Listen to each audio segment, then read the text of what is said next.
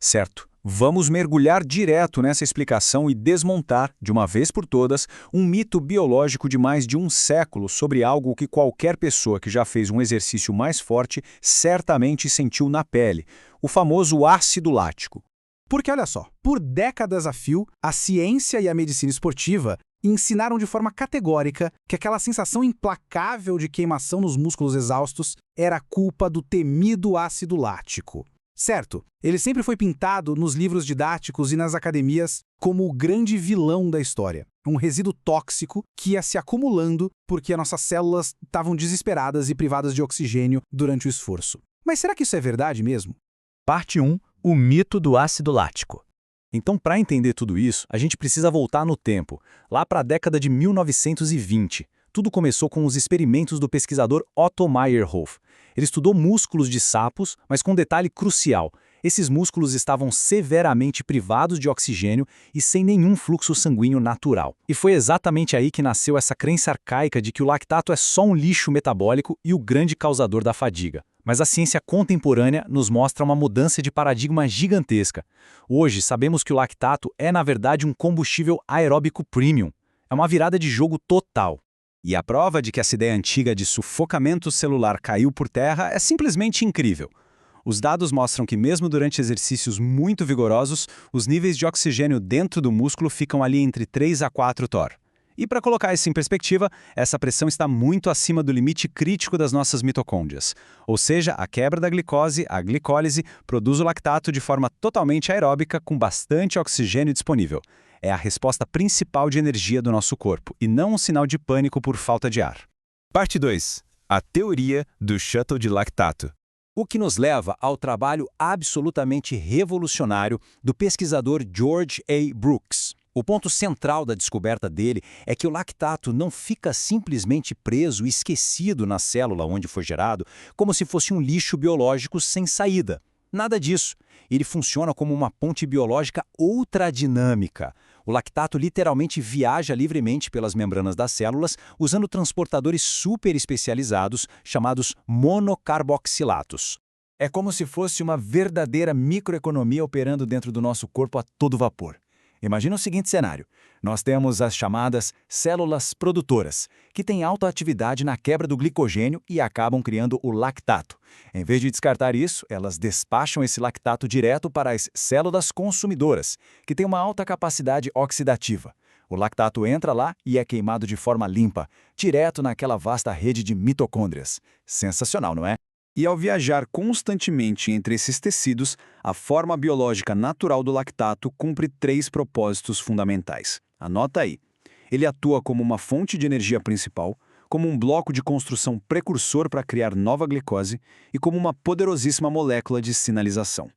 Todos esses pilares são absolutamente vitais, não só para a resistência de um atleta, mas para a sobrevivência do organismo como um todo. Parte 3. Uma fonte de energia premium. Vamos detalhar aquele primeiro pilar estrutural.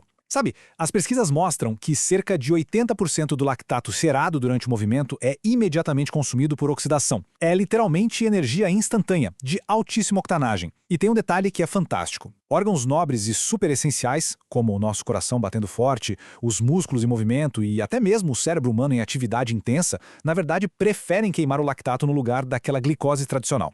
Isso explica algo impressionante no mundo real.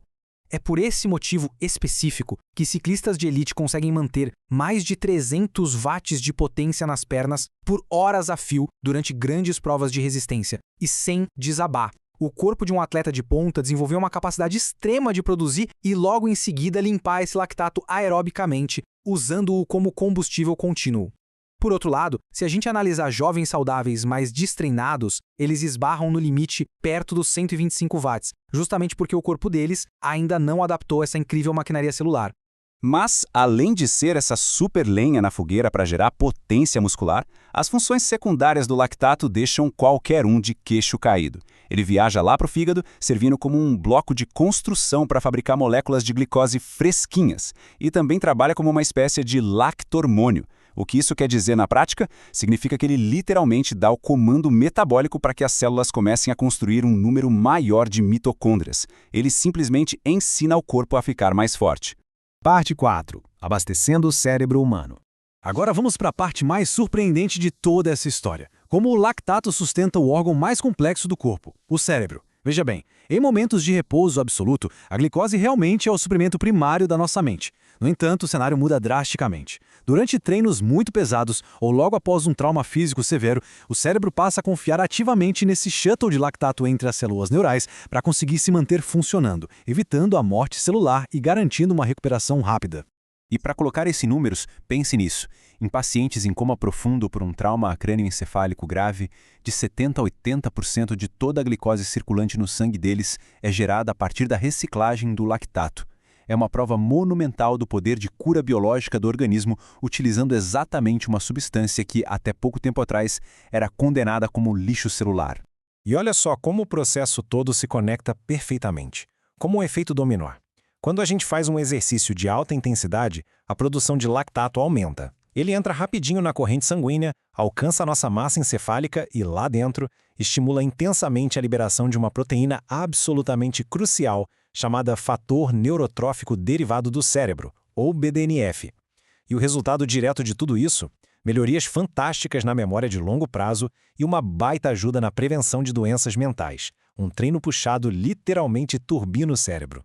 Então, chegando ao final dessa nossa explicação, a beleza de como o corpo funciona realmente ganha destaque. A ciência ditou por décadas que o lactato deveria ser o grande culpado pelas dores musculares, quando na verdade ele sempre foi o nosso supercombustível premium, segurando as pontas e mantendo o corpo operante até a linha de chegada. O que levanta uma questão muito profunda para a gente pensar. Se estávamos tão errados sobre o lactato, quantos outros processos vitais da nossa biologia podem agora mesmo estar sendo completamente mal interpretados? Fica a reflexão, a ciência está sempre evoluindo e questionar os dogmas que já estão estabelecidos é, sem dúvida, sempre o melhor caminho.